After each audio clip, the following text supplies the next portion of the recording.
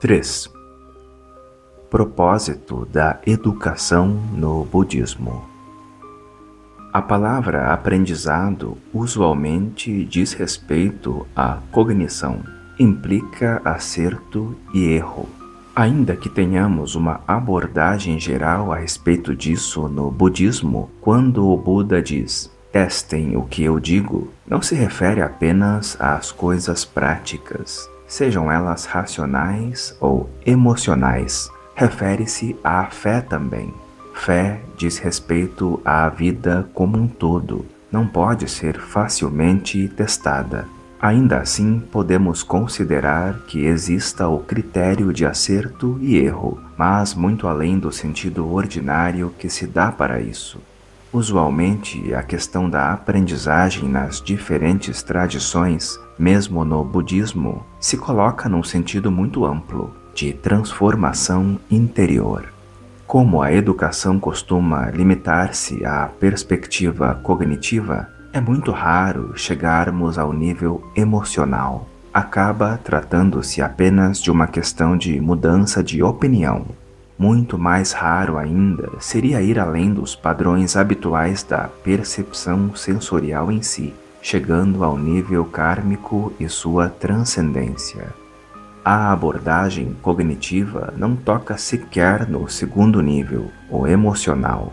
Pensemos nos torcedores de um time que perde a final de um campeonato. Ainda que encontrem justificativas discursivas para a derrota, o sentimento de dor continua. Outro exemplo. Para uma pessoa que é demitida do trabalho, eventuais justificativas não consolam o lado emocional.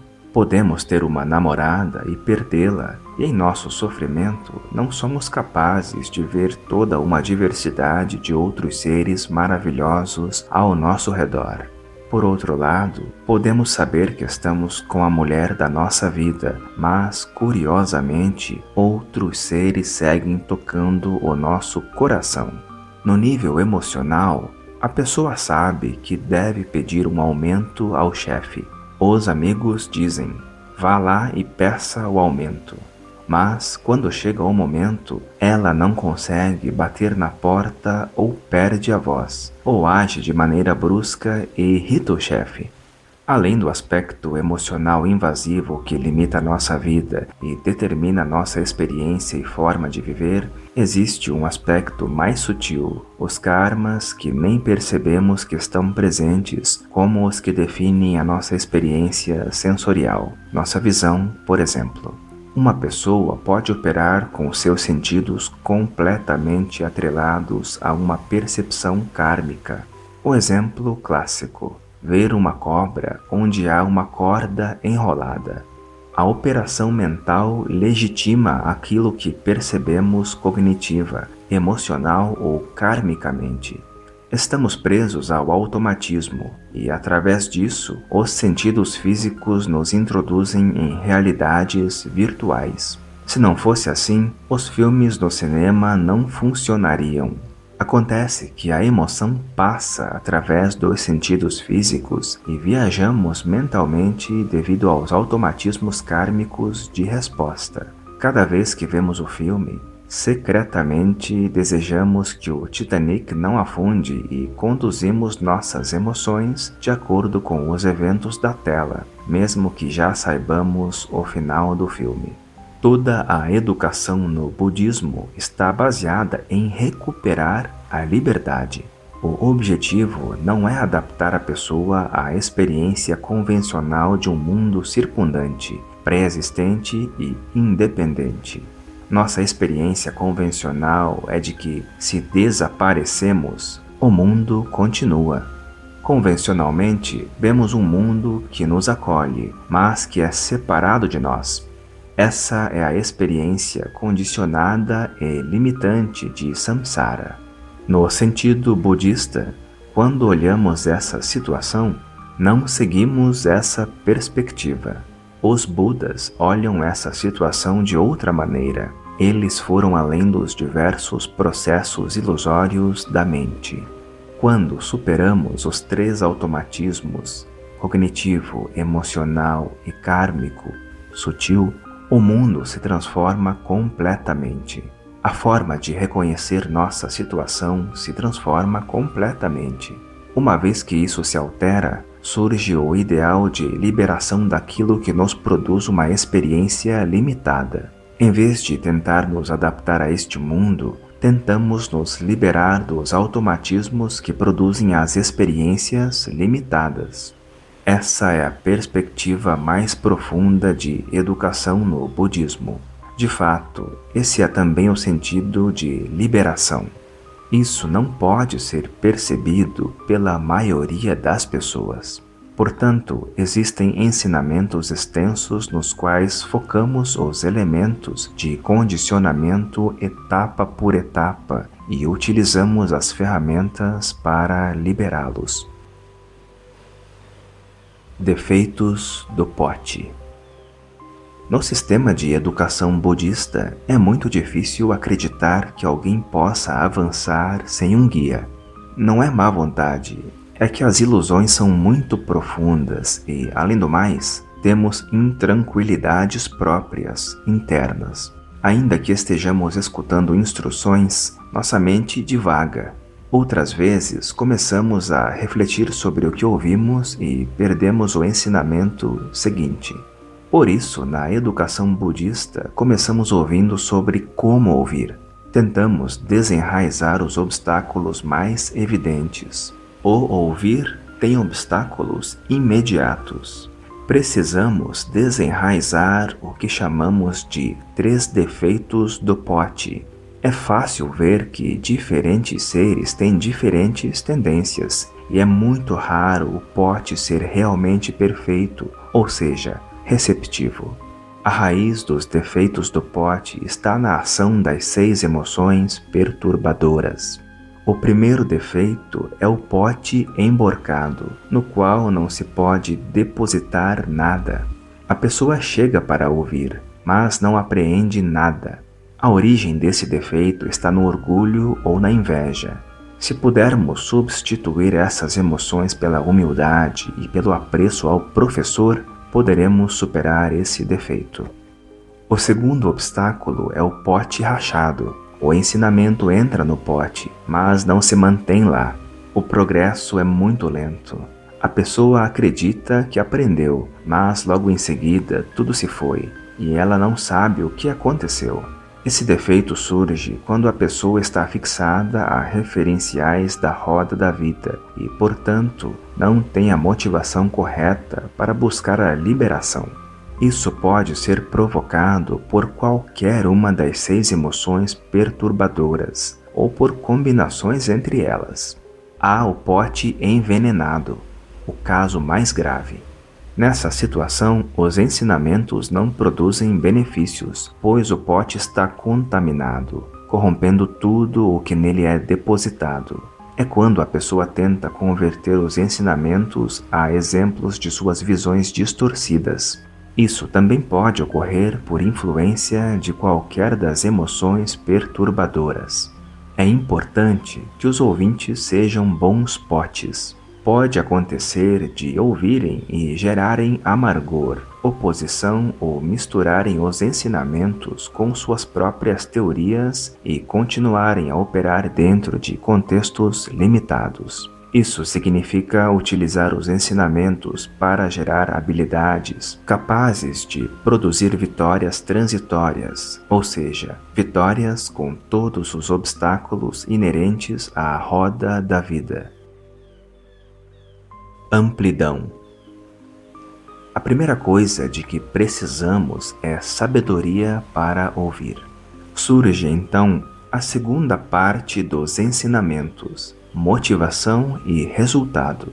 Isso é muito importante para organizações não religiosas, pois a maioria de seus objetivos são impermanentes. Vivemos num tempo em que os objetivos estáveis são praticamente desconhecidos. Se tivéssemos a lâmpada de Aladim e fizéssemos como ele, pediríamos comida, uma esposa e um palácio. Poderia não ser uma boa forma de utilizar o poder extraordinário da lâmpada. Se o gênio dissesse, vou lhes dar uma quarta coisa, uma coisa que a impermanência não destrua. Então talvez disséssemos: quero riqueza ilimitada.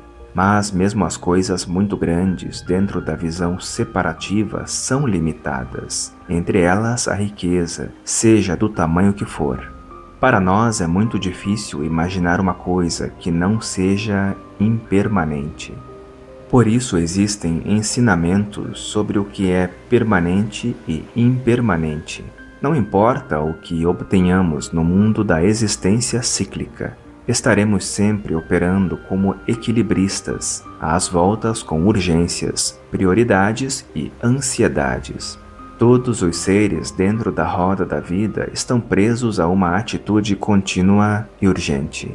Nessa primeira categoria de ensinamento, somos levados a gerar uma motivação para ir além da impermanência. Somos levados a desenvolver uma motivação para o que está além do espaço e do tempo, além do que chamamos de roda da vida.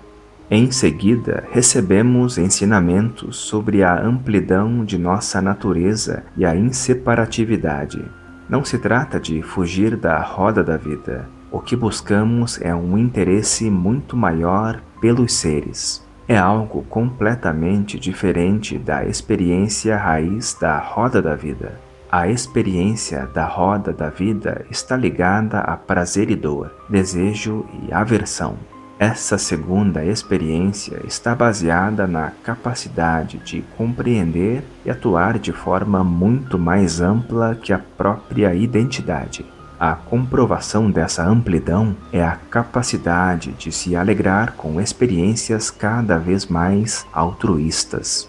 A primeira visão de transcendência é percebermos que nossa experiência de ser transcende nossa identidade, ou seja, do ponto de vista de nossa experiência, alegramo-nos ao fazer certas ações em detrimento daquilo que consideramos lucros individuais. Quando os Budas, os grandes seres, observam essa natureza, a percepção que têm é de algo ilimitado. O aspecto ilimitado da natureza é o que de fato chamamos de Buda, que significa liberto das limitações. Todo processo de treinamento ou educação segundo os valores budistas está centralizado no treinamento dessa natureza, de modo que, em vez de focarmos nossa identidade estreita, reconhecemos nosso ser dentro dessa experiência ilimitada. Remoção de obstáculos. Os grandes mestres dizem que nossa natureza parece estreita devido a uma construção e chamam o processo de aprendizagem, a desconstrução, de remoção de obstáculos. Essa é uma abordagem geral. No treinamento budista, quando esse aspecto é compreendido, vivenciado, mesmo que parcialmente, há uma decorrência, um resultado. É a confiança, não propriamente cognitiva. A confiança na natureza que então se percebe está além de todas as histórias particulares que possam surgir para a identidade estreita construída. Não se trata de teoria, é um aspecto vivenciado sensorial, cognitiva e emocionalmente. Como isso pode manifestar-se na prática? Se isso tem valor, algum resultado prático deve ocorrer. Qual o resultado prático dessa abordagem? Há uma vastidão de resultados práticos. Em relação às comunidades humanas e ao benefício que os seres podem receber individualmente, surgem a liberdade e a consequente amplitude de visão. A liberdade manifesta-se através da amplitude de visão. Coisas que os seres em geral veem como obstáculos são vistas pelos grandes seres como situações com grande potencial de benefício. É uma visão múltipla, como se houvesse mais dimensões. Dito assim, parece esotérico, místico. Esses aspectos podem estar incluídos, mas não necessariamente. De acordo com os ensinamentos, tudo o que surge externamente é inseparável do que parece ser o mundo interno. Se percebemos apenas o exterior, estamos presos dentro de paredes concretas e constantes. Por outro lado, se percebemos a conexão entre os dois níveis, ganhamos liberdades inesperadas pelas mudanças externas ou internas. Se nos defrontamos diretamente com um adversário ou inimigo no local de trabalho, as alternativas não são boas para nenhum dos dois. Mas, se atingimos a amplitude de visão, podemos transformar os inimigos unilateralmente. Existem ensinamentos sobre como transformar obstáculos em vantagens. Não se trata de usar uma visão idealista, mas de ter o poder de transformar unilateralmente as coisas que são obstáculos para nós e para os outros seres. Existe uma vastidão de consequências relacionadas com essa percepção da inseparatividade dos mundos externo e interno. Perdemos muito quando olhamos o mundo externo como fixo, como um lugar onde temos pouca margem de manobra. Todas as situações kármicas são impermanentes, uma questão de perspectiva. Um exemplo é a diferença entre o reino dos deuses e o reino dos infernos. Há um exemplo clássico em que os seres dos infernos e os deuses estão em uma mesa cheia de comida, mas seus braços são tão grandes que não podem ser dobrados. Os seres dos infernos passam fome, mas os deuses têm o discernimento de se alimentarem uns aos outros. Eis um exemplo típico de mudança de perspectiva. No inferno, a comida está ali, a mesa está ali, a fome está ali, e o braço realmente não alcança a boca. Se aqueles seres pudessem apenas ampliar suas percepções, pensar nos outros e usufruir de sua liberdade, estariam saciados. Quando usufruímos dessa liberdade, aparecem seres por todos os lados querendo ajudar. O Deus se vangloria. Que lugar maravilhoso! Estou oferecendo comida a um, e 99 me oferecem comida. No inferno, o ser também está objetivamente certo. Somos 100 seres miseráveis. Todos os problemas estão nessa categoria, ou seja, temos grau de liberdade adicionais, mas será necessário transferirmos-nos para outras paisagens mentais, ampliar nossas perspectivas antes que possamos usufruir de nossas liberdades. O objetivo da educação no budismo é oferecer liberdades que não percebemos usualmente, liberdades em relação àquilo que chamamos de roda da vida. Essas liberdades só podem ser alcançadas com a remoção dos obstáculos construídos. Professor.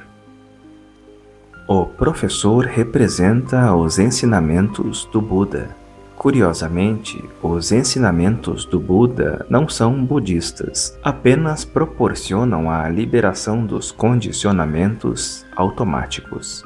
Os ensinamentos são importantes para todos os seres, não importando quais sejam suas convicções religiosas. No budismo, não há qualquer ênfase em converter as pessoas. O que importa é ajudá-las a perceber mais profundamente as realidades e liberdades em cada situação que vivam e em cada papel com que se identifiquem. O ensinamento busca a transcendência, ou seja, a liberdade de criar e estabelecer universos mentais e também liberdade frente ao que foi criado. Para ser professor, a pessoa deve ter ouvido os ensinamentos e desenvolvido certa clareza vivencial sobre os temas. Sem isso, não pode ensinar. Por outro lado, quando a experiência estiver clara e ela puder falar sobre a liberdade e visão de que já usufrui, reconhecerá que não é uma sabedoria pessoal sua, mas uma característica do Buda. Nesse sentido, a pessoa sente-se completamente inseparável do Buda. Surge a compreensão profunda de que a mente do Buda é igual à de todos os seres, e há seres que usufruem disso de forma consciente e outros não. surge uma imagem cósmica do Buda como um impulso universal em direção à liberdade e à felicidade, e todos os que usufruem disso e dedicam-se a facilitar o acesso dos outros a essa liberdade e felicidade são completamente inseparáveis do Buda. Não é uma característica ou posse pessoal, mas uma condição de liberdade e felicidade. Dessa experiência surge a noção de Bodhisattva. Sua visão é ampla e ele utiliza suas características pessoais particulares como meio de espelhar a natureza de liberdade que é inerente a todos. É como um lago que, justamente por ser um lago particular no espaço e tempo, reflete a natureza ilimitada da Lua em sua superfície. Ensinamento proferido em Florianópolis, Santa Catarina, em 1999.